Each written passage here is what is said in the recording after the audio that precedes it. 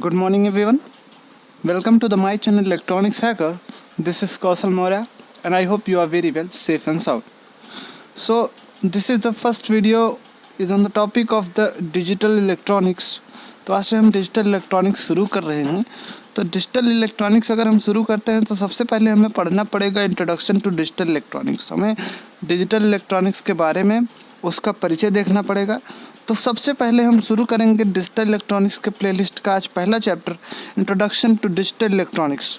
तो चलिए शुरू करते हैं। हम सभी डिजिटल सिद्धांत पर आधारित युक्तियों का उदाहरणतः कैलकुलेटर, घड़ियाँ एवं कंप्यूटर इत्यादि भली भांति से परिचित है। अभी परिचित है कैलकुलेटर, घड़ी और कंप्यूटर जो कि डिजिटल सिद्धांत पर काम करती हैं। ये सब के बारे में आप जानते हैं, कुछ बताने की आवश्यकता नहीं है।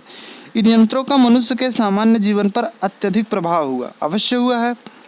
इस क्रांति का मुख्य कारण है कि इंटीग्रेटेड परिपथ, जिसको हम आईसी कहते हैं, इंटीग्रेटेड सर्किट्स, उनका खोज हुआ और जिनके विकास के लिए कुछ वर्षों से अर्धचालक तकनीक, जिसको हम सेमीकंडक्टर टेक्नोलॉजी भी बोलते हैं, में असीमित उन्नति के कारण संभव हुआ। उसमें बहुत से ज़्यादा बदलाव हुए, इसके कारण यह जो है आपका संभव हुआ। अधिकांश से लोग कंप्यूटर, डिजिटल घड़ी की कार्य प्रणाली को यद्यपि परिचित नहीं होंगे तो हमारे जीवन में एक आवश्यक अंग बन गई है। हमें पता है कि ये सारी चीज़ें हमारे दैनिक और भौतिक जीवन के लिए एक आधार बन गई हैं और इन सभी युक्तियों के प्रचालन के लिए हमें डिजिटल टेक्निक्स पर ये आधारित होती हैं और हमें इस सारी टेक्निक्स का, सारी युक्तियों को प्रचालन को अगर जानना है, इनके टेक्निक्स को पढ़ना है, अच्छे से इनको जानना है, तो हमें ये भी जानना होगा कि हमारा एनालॉग टू डिजिटल या एनालॉग टू डिजिटल कन्वर्जन या डिजिटल इलेक्ट्रॉनिक्स हमारा है क्या। तो चलिए हम शुरू करते हैं। सबसे पहला टॉपिक हमारा है कि एनालॉग एंड डिजिटल सिग्नल। क्या होता है एनालॉग सिग्नल, क्या होता है डिजिटल सिग्नल। तो सबसे पहले शुरू करेंगे analog signal. Analog signal time varying signal होता है। टाइम वेरिंग सिग्नल का मतलब समय के साथ परिवर्तित होने वाला सिग्नल। जैसे जैसे समय बदलता जाए वैसे वैसे सिग्नल की दिशा और दशा, पोजीशन और डायरेक्शन, ये दोनों आपकी चेंज होती है। ऐसे तरह के सिग्नल को हम बोलेंगे एनालॉग सिग्नल। दूसरा, यह कॉन्टिन्यूअस इलेक्ट्रिकल सिग्नल होता है, मतलब सतत विद्युत सिग्नल। सतत रेंज में अनंत मान हो सकते हैं किसके, एनालॉग सिग्नल के। मतलब जैसे जैसे हम टाइम को वेरी करते जाएंगे वैसे वैसे आपका इलेक्ट्रिकल सिग्नल वेरी होता जाएगा। Either it can be decreases, either it can be increases, दोनों काम हो सकते हैं। तो यहाँ पर एनालॉग सिग्नल को हम time varying electrical signal, continuous signal भी कहते हैं। तो चलिए, एनालॉग सिग्नल को प्राप्त करने की सरल विधि है कि साइनसॉइडल इनपुट हमें देना होगा। वो सारे साइनसॉइडल मतलब साइन वेव वाले इनपुट्स वो सारे एनालॉग फॉर्म में होंगे। चलिए उदाहरण देखते हैं हम एनालॉग फॉर्म के। एनालॉग फॉर्म के उदाहरण है आपके इलेक्ट्रॉनिक एम्पलीफायर में लगातार परिवर्तन होता ही रहता है, उनका इनपुट और उनका आउटपुट भी परिवर्तन होता रहता है। तो ये सारे आपके एनालॉग होने वाले हैं। इस प्रकार से लगातार परिवर्तन होने वाले सिग्नलों को एनालॉग सिग्नल कहते हैं। कैसा सिग्नल, जो लगातार परिवर्तित होता रहे, उसे क्या बोलेंगे, एनालॉग सिग्नल। चलिए यहाँ पर ब्लॉक डायग्राम आपका दिखाया गया है। किसका ब्लॉक डायग्राम है, ये आपका एनालॉग सिग्नल का ब्लॉक डायग्राम है। इधर साइड वाई एक्सिस पे एनालॉग एम्पलीट्यूड है और एक्स एक्सिस पे आपका टाइम है। तो जैसे जैसे आप टाइम बढ़ा रहे हैं, देखिए पहले एम्पलीट्यूड नीचे आया, फिर एम्पलीट्यूड ऊपर गया, फिर इसी तरह से एम्पलीट्यूड आपका बढ़ घट रहा है ना। तो ये सारा चीज़ हो रहा है कि आपने टाइम को इंक्रीज़ कराया। तो हमने डिफिनीशन में भी देखा था एनालॉग के कि जैसे जैसे हम टाइम को वेरी करा रहे हैं वैसे वैसे एम्पलीट्यूड में भी वेरी हो रहा है, वेरी इन द एम्पलीट्यूड। तो इसको हम बोलेंगे एनालॉग सिग्नल। नेक्स्ट है डिजिटल सिग्नल की स्थिति बताई गई है। तो डिजिटल सिग्नल की स्थिति जानने के लिए बस यही इतना जानिए कि डिजिटल सिग्नल में सिर्फ दो ही वैल्यू होगी, या तो एक हाई है देखिए जो वाई पर वैल्यू, या तो एक लो है जो कि एक्स पे वैल्यू है। तो डिजिटल सिग्नल में सिर्फ टू स्टेट हो गया, या तो हाई या तो लो, या तो ऑन या तो ऑफ।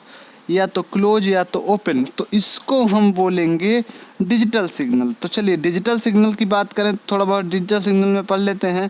तो इसके विपरीत सभी परिपथ जो टू स्टेट्स ऑपरेशन, जिसको दो अवस्था परिपथ कहते हैं, के लिए डिजाइन किए जाते हैं, ये सारे जो है ये डिजिटल सिग्नल में आएंगे। तो डिजिटल सिग्नल के दो निश्चित स्तर होते हैं जो डिस्क्रीट लेवल होते हैं। इन स्तरों को एक को तो 0 बोलेंगे जिसका मतलब है फॉल्स, एक को हम बोलेंगे 1 जिसका मतलब है ट्रू, ए मतलब 1 मतलब हाई, 0 मतलब लो, ठीक है, ऑन ऑफ।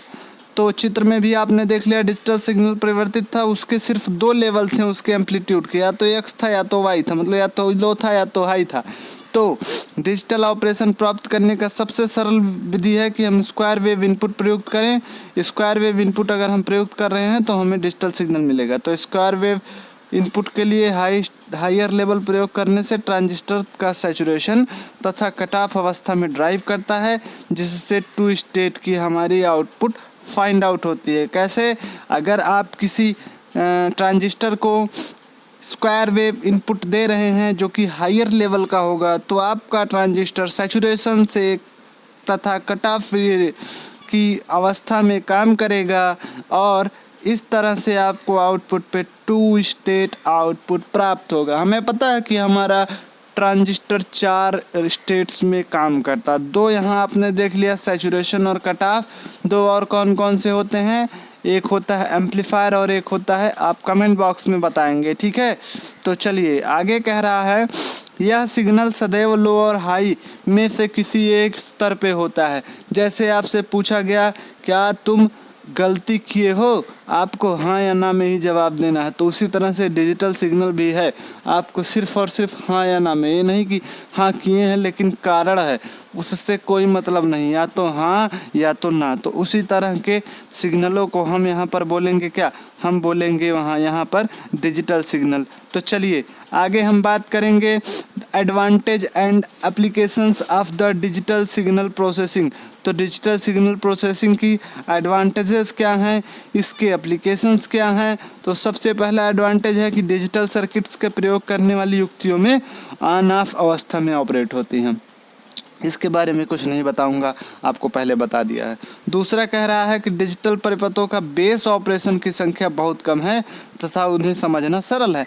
ऑब्वियस सी बात है, इसके कई सारे कॉम्प्लीमेंट्स नहीं होते हैं, बस आपको समझना आसान है, या तो ऑफ है या तो ऑन है, इसमें कोई भी ज़्यादा दिमाग खपाने की चीज़ नहीं है। थर्ड है कि डिजिटल तकनीक का बुलियन अलजेब्रा पे आधारित है, यह अत्यंत सरल गणितीय क्रिया। अगर आप बुलियन अलजेब्रा पढ़े हैं अच्छे से, तो यहाँ पे भी आगे बुलियन के कई सारे एक्सप्रेशन आएंगे। जब आप गेट पढ़ेंगे, जब आप बुलियन अलजेब्रा पढ़ेंगे, तो इसमें सब बुलियन के तो आएंगे, तो जिससे आप जो लॉजिकल परपथ होते हैं उसको आसानी से सॉल्व कर लेंगे। तो ये बहुत आसान होता है, आसान एक मैथमेटिकल प्रोसेस है, इस वजह से आपको डिजिटल बहुत आसान लगेगा अगर आपकी मैथ अच्छी है तो। नेक्स्ट कह रहा है कि डिजिटल परिपथों की क्रिया सरल विद्युतीय परिपथों पर आधारित होती है। बहुत ही सरल इलेक्ट्रिकल सर्किट्स होती हैं, उन्हीं पर डिजिटल की परिपथ सर्किटरी आधारित होती है, और इन परिपथों के विभिन्न युक्तियों के स्विचिंग स्पीड तथा लोडिंग कैरेक्टरिस्टिक्स प्रयुक्त किए जाते हैं। तो ये रही बात आपकी डिजिटल सर्किट की। पांचवा देखेंगे, पांचवा कह रहा है कि विभिन्न ऑपरेशन करने के लिए डिजिटल सर्किट्स आईसी के रूप में सरलता से उपलब्ध हो जाते हैं तथा यह अत्यधिक विश्वसनीय, एक्यूरेट तथा इनकी प्रचालन गति हाई होती है। 3 चीज़ें हैं, यह विश्वसनीय है, एक्यूरेट है, और इनके गति प्रचालन की गति जो होती है वो बहुत एक्यूरेट होती है, बहुत हाई होती है। तो इन सब चीज़ों के कारण जो हमारा डिजिटल है वो ओवर द एनालॉग ज़्यादा यूज़ किया जाता है। नेक्स्ट है सिक्स्थ एडवांटेज, ये कह रहा है कि डिजिटल परिपथों के प्रचालन पर कंपोनेंट के अभिलक्षण के डेविएशन, उनकी आयु, ताप, शोर, नॉइस इत्यादि का प्रभाव कम होता है। तो ये सारी चीज़ें का जिनका प्रभाव एनालॉग पे होता था, ये डिजिटल पे इनका प्रभाव कम होगा। नेक्स्ट कह रहा है कि डिजिटल परिपथों में एक विशेष गुण मेमोरी क्षमता है, जिसके कारण यह कंप्यूटर्स, कैलकुलेटर इत्यादि में तो डिजिटल एनालॉग सिग्नल में मेमोराइज्ड करने की कोई भी प्रॉपर्टी नहीं थी, यहाँ है।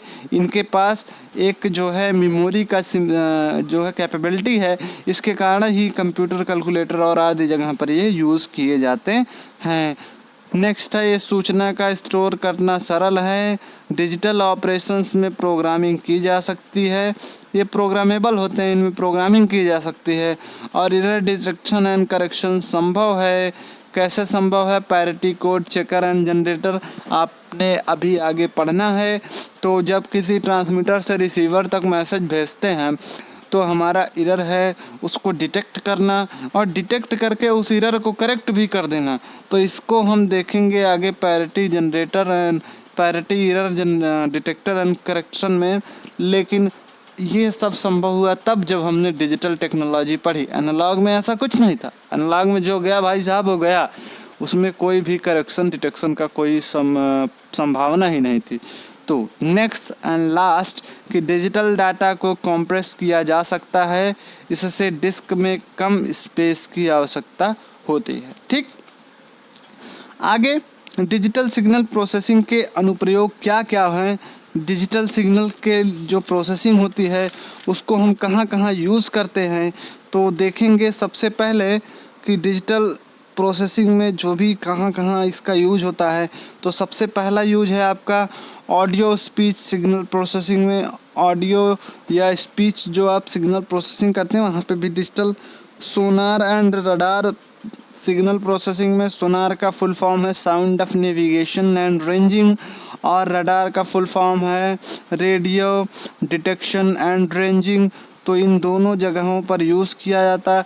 इसका काम क्या है कि एक सिग्नल को भेजा जाएगा, वहाँ जो भी टारगेट होगा उससे टकराएगा और वो सिग्नल इको के फॉर्म में आएगा, और फिर वही आपका जो सोनार होगा या रडार होगा। दोनों बेसिक प्रिंसिपल तो एक ही है, बस यही है कि सोनार जो यूज किया जाता है वो आपका शिप्स में यूज किया जाता है, और रडार जो यूज़ किया जाता है वो हर जगह यूज किया जाता है। तो इस तरह से इसका काम होता है, तो वहाँ पे भी आपका डिजिटल सिग्नल यूज होता है।